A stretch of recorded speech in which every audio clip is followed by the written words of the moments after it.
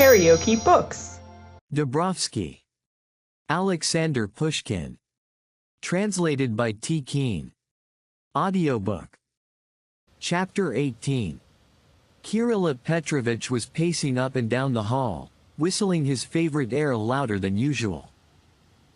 The whole house was in a commotion, the servants were running about, and the maids were busy. In the courtyard there was a crowd of people. In Maria Kirillovna's dressing room, before the looking-glass, a lady, surrounded by maid-servants, was attiring the pale, motionless young bride. Her head bent languidly beneath the weight of her diamonds.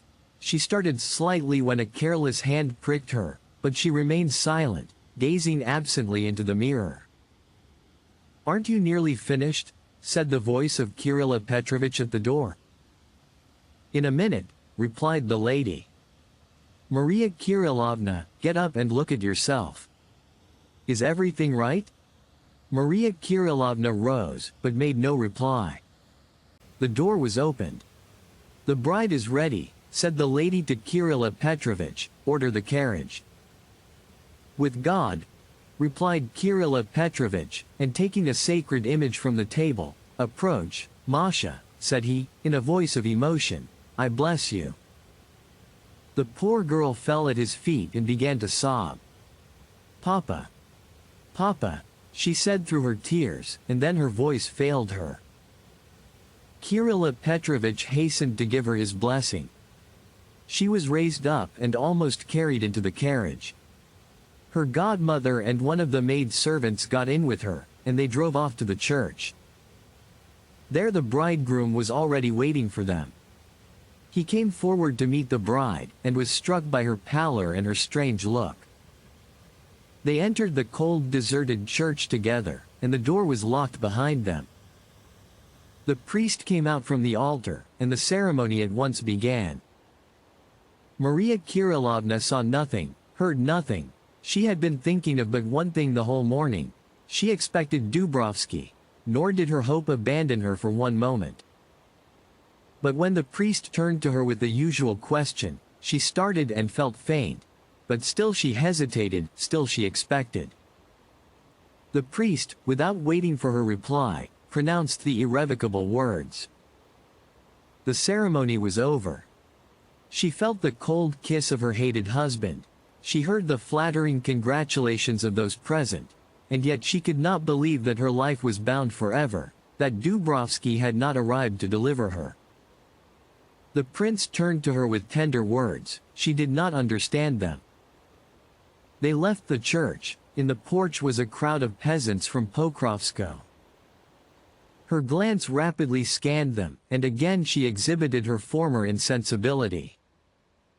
The newly married couple seated themselves in the carriage and drove off to Arbatova, whither Kirilla Petrovich had already gone on before, in order to welcome the wedded pair there.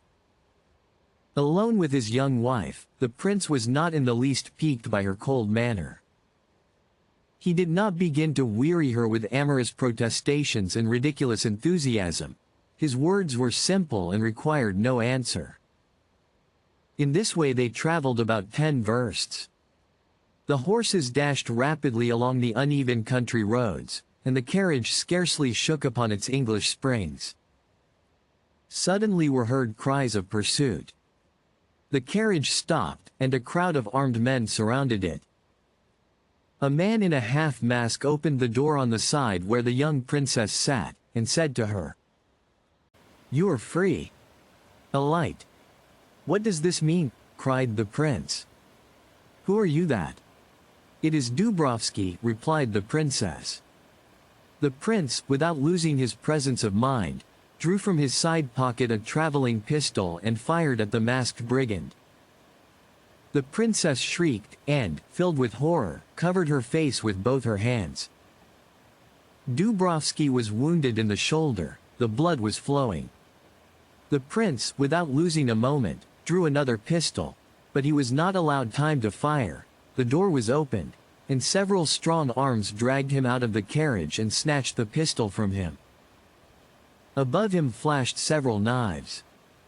"Do not touch him," cried Dubrovsky, and his terrible associates drew back.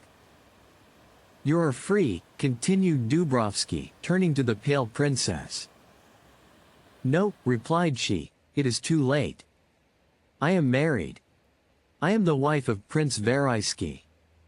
What do you say? Cried Dubrovsky in despair. No. You are not his wife. You were forced, you could never have consented. I have consented, I have taken the oath, she answered with firmness. The prince is my husband. Give orders for him to be set at liberty, and leave me with him. I have not deceived you. I waited for you till the last moment. But now, I tell you, now, it is too late. Let us go. But Dubrovsky no longer heard her.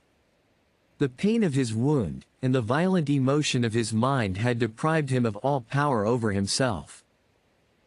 He fell against the wheel, the brigands surrounded him. He managed to say a few words to them. They placed him on horseback, 2 of them held him up, a third took the horse by the bridle, and all withdrew from the spot, leaving the carriage in the middle of the road, the servants bound, the horses unharnessed, but without carrying anything away with them, and without shedding one drop of blood in revenge for the blood of their chief. If you liked what you heard, please subscribe to the channel.